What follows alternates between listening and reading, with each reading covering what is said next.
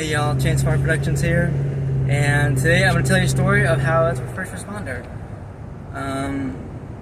I served with Company 12 for about 8 months. The regular standard time on the ambulance is 2 months. 6 months. But they needed my help, so they put me an extra 8 months. And I've been wanting to do it ever since. My goal initially was just, pass the free time, do, volunteer work. It's all volunteer, you're not paid to do anything. And then little did I know I fell in love with it. It became part of my identity. I was a first responder, that was pretty cool. Anyway, I'll just share some few calls I had. Probably my call that haunt me the most was when we went to this house and there was a 3-month-old infant that could not breathe. And I'm not the one for crying babies. I don't like babies crying, anything like that. But let me tell you, it's one thing seeing this on TV and all that stuff. It's another thing to actually be on scene working on the infant. I was getting the gear together. I was assembling the oxygen, and I was assembling the suction canister so that the baby could breathe.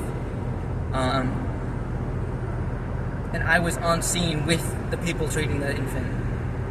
It's one thing to watch it on TV and be like, oh, it's TV, just for entertainment. But it's another thing to actually be there in person, and the emergencies happening right then and there in front of your eyes. Another thing that happened that was, I was riding the ambulance, and we did lots of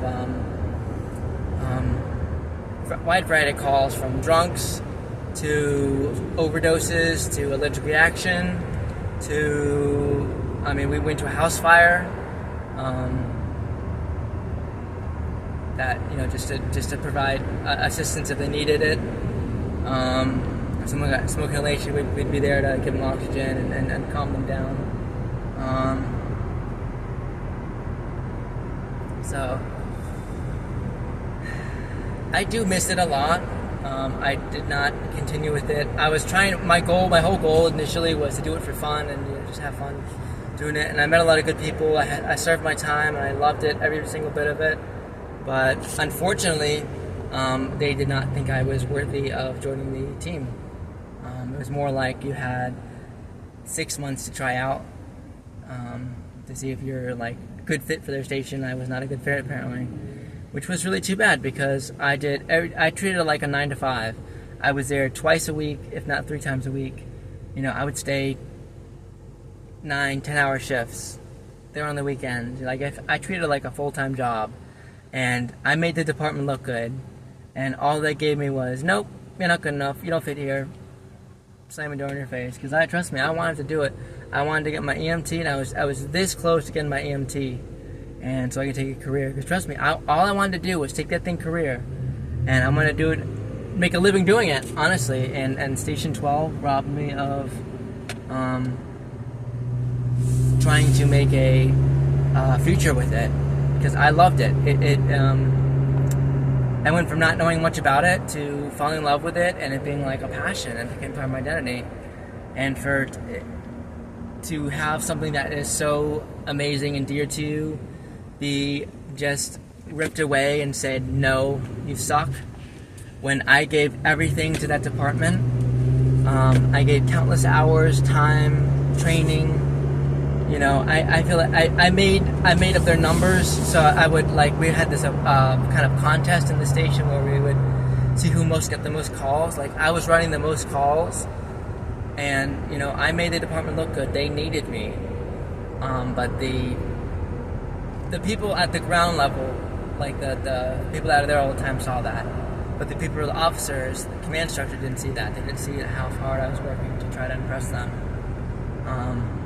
And yeah, I will admit, I did not get along with all of the command officials, but it was mainly because, as personality type, we didn't see eye to eye on simple things, and it wasn't even that it was a problem, it was that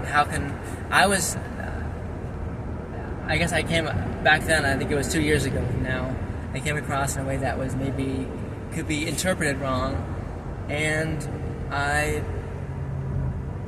they somehow thought that I was like not my shift or something like that. I don't know. I had to get a clear explanation, but I made them look good. And even after I got voted out, I had a meeting like, hey, we want you, don't want you. One of the lieutenants asked me to stay, and I'm like, how can I stay?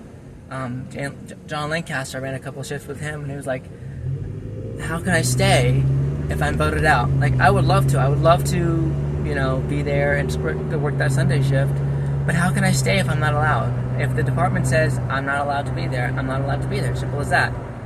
Like, I wanted to be there, and after I left, they got a new, a year after, they got a new command structure, and I don't know if it's any better, honestly. There were people that wouldn't show up to shifts. Chief Mitchell, it was the former chief now, was the EMS chief there. He was never there for one shift.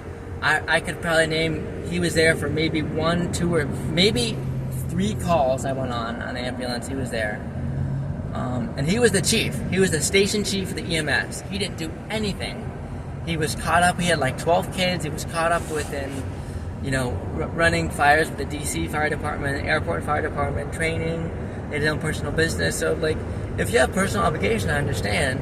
But don't let your personal obligation get away of being, in command. I mean, he was in command of the whole department, and he was absent. I mean, that was a bad thing already. And then one of the captains, Bill Kitzmiller, he was there, and he exact opposite. He was there all the time. I purposely signed up to shift for him because he would give extra training. He'd be like, here's what we do in such and such. He was really helpful right up until the end. Right up until he knew that I was going to get voted out, and he didn't show up to shift, and I was like, wow. Like, I was rooting for him to make chief. I was like, he is the guy. Like, if they asked me who the officer should move up, be promoted to, the next rank, I would say Bill Kitzmiller. But after him not showing up to shifts, and I don't know if he was, I can understand once, but there was a whole month of shifts where he did not show up a single shift. I can excuse one, hey, I can make it work,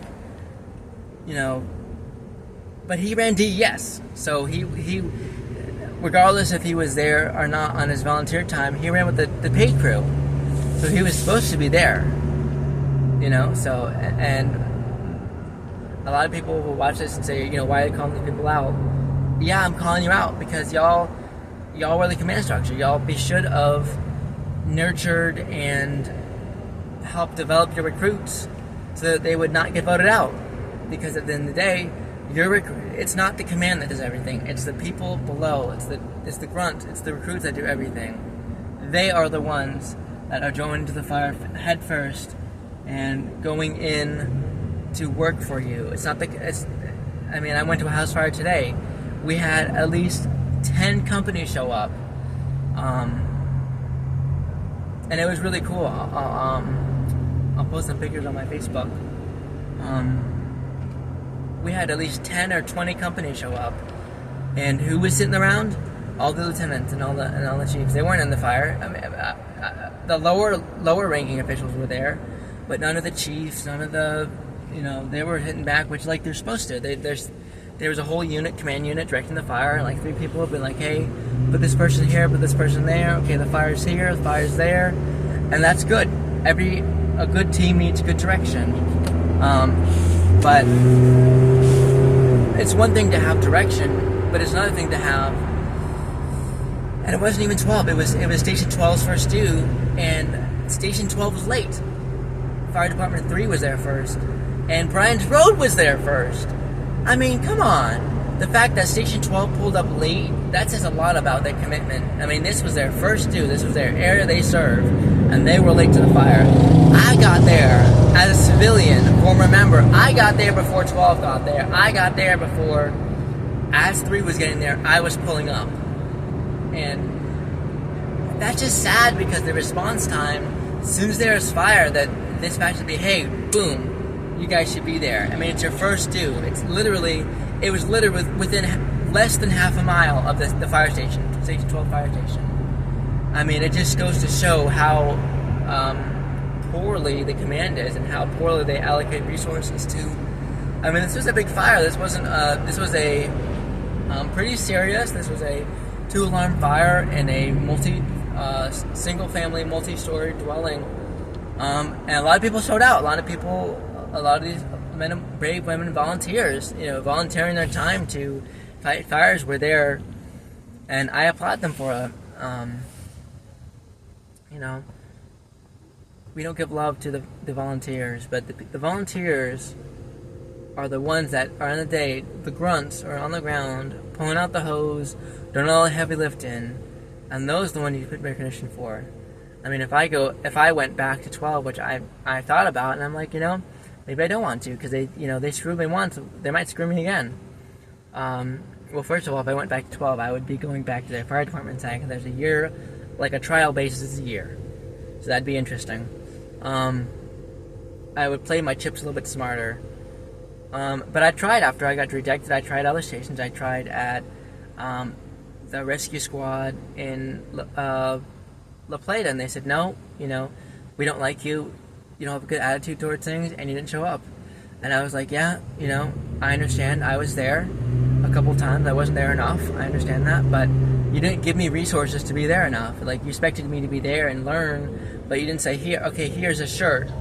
You expected me to buy a shirt and have pants already when, luckily I had stuff in previous stations, but they're like, how do you expect me to be there if you're not going to give me the resources and say, hey, okay, here's a guest entry fee, here's the door code, here is me with this search and search to get turned over to ride. Like, you just expect me to be there out of my own free will just to do nothing, sit around, when I wanted to be there to ride the ambulance, the piece, and you're like, I was very upset because, like, I was in between jobs at that point, so it was a bad point in my life to be there. It was definitely wrong for me to be going there, and trying that out again. That was definitely wrong on my part.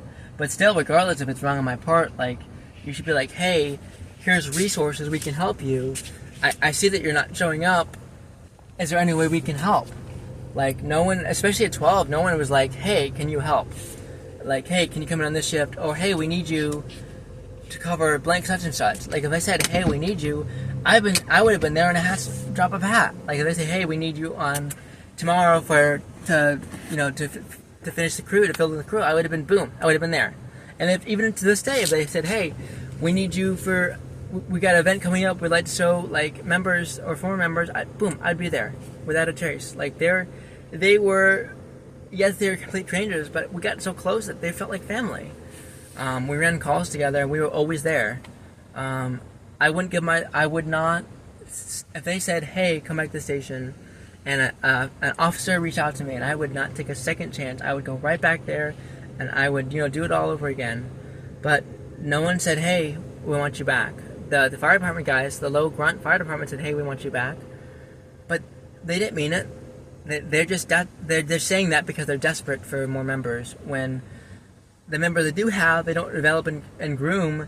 So there's a high turnover because they vote off people they don't develop people. They vote off people, and they say something's good, and it's a whole, like, kind of clique too. I tried to prove myself. I worked my ass off to give everything I could to Station 12, and they said, nope, you're not good enough. After 8 months of trying to be, okay, this is what I can do for you guys. I hope you guys can see it. They said, nope, boom, slam the door. Nope, you're not good enough for us. And I'm like, and they're like, wait 2 years to reply. That really discouraged a lot of people. It said, if you want more members, and they're like, and they always complain, they're like, oh, we don't have enough members, we need more members, oh, there's such a high turnover for members. Well, yes, there's a high turnover, because you don't keep the people you have.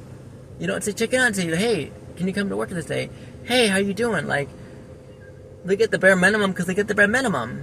Like, they don't want to work with the growing people. They just, there was a upcoming, like, leadership guy, Jimmy, who transferred to another station.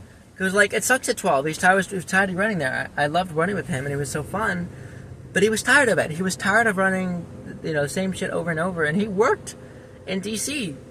for a private ambulance company. So it's like, they have so many good memories of things, but they have let me down as a former member and prospective new member. They have failed me as a system.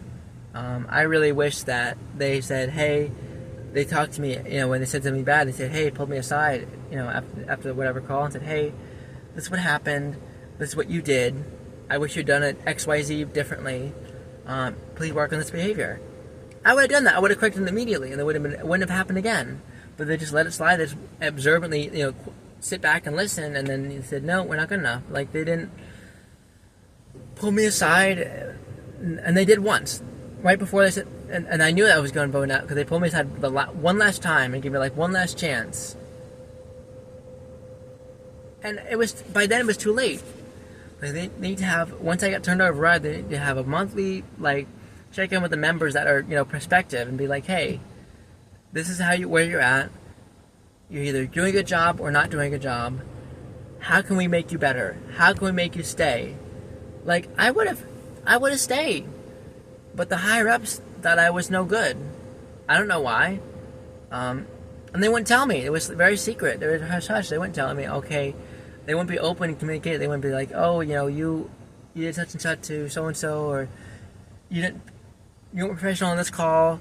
They just watched it and observed it, and they silently took notes in their head, but they didn't give me feedback. So it's definitely, I feel like Station 12 failed me. And I really hope they see this, because I thought about going to the newspaper and exposing them and be like, Station 12 is corrupt, or volunteer fire department is corrupt. But I'm like, I have more respect for them than, I have respect for them, they're going to do what they do, and they just, hopefully they will realize that I was the best member there at that time, and they screwed up by letting me go.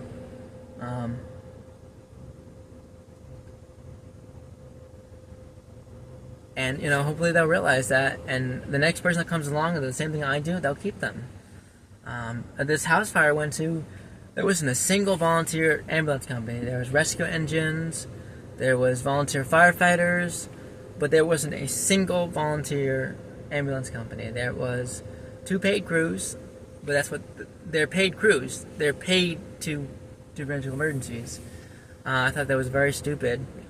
And I didn't know. If I had known that the year probation was better than the 6 months, I would have done that. It was my ignorance. They had educated me and said, hey, this is the benefits of both programs. You should probably do both programs, but, if you want to do that one, that's fine. Then say, hey, here's the benefits of fireside. Here's the benefits of EMS side. Go ahead and pick which one you want to do. If I had known that, fireside was treated better, I would have switched over to fireside. I mean, they asked me a couple times, and I said no, because I thought this would pan out. I was hoping it would pan out. Little did I know that apparently I suck, and I don't work hard enough and get along with people, which is horrible, because I gave my blood, sweat, and tears to that fire department, and all they gave me was shit. So they let me down, and as well as other countless members that they voted out for no reason at all. They didn't say, oh, hey, we voted you out because of you didn't work hard enough, or we don't. They didn't give me a reason why they voted me out. I asked why. I said, okay, you voted out? They said, why? Why am I being voted out? They couldn't say anything. They said, I don't know. Because, we're not feeling you. That's it? No, hey, you did this or Z. We appreciate your time and service, but, really? They didn't tell me anything that they were wrong. They said they had no reason to kick me off. They said, boop, ego, let my pride, their little white pride, I'm a minority, and there's, majority white black station, majority white station. They're a little racist. Ego got to them, and they're like, hey, we're getting this minority, working for us. But I'm like, I worked my little fucking ass off at that station, and they didn't do shit for me. I was really trying to go career. I was trying to get I was this close to getting my EMT, and they said, nope, you suck. Go inhale smoke. It was really sad to see, and I'm kind of rambling a bit, but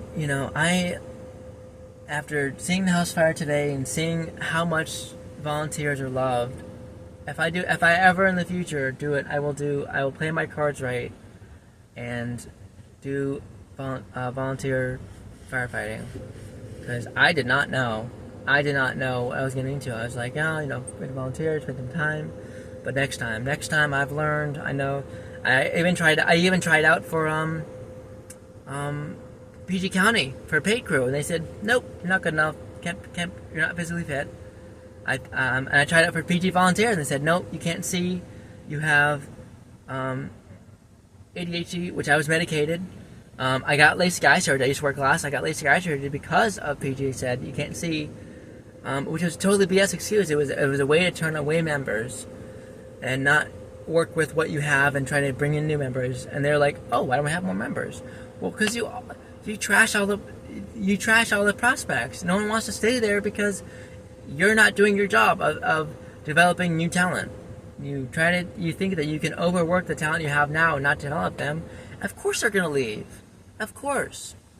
So anyway, that's my rant. I've gone on for more than long enough. So that's my rant. That's my little story time of how I was a first responder, how it changed my life, and how they failed me. So anyway, peace. Thank you guys. Thanks for listening.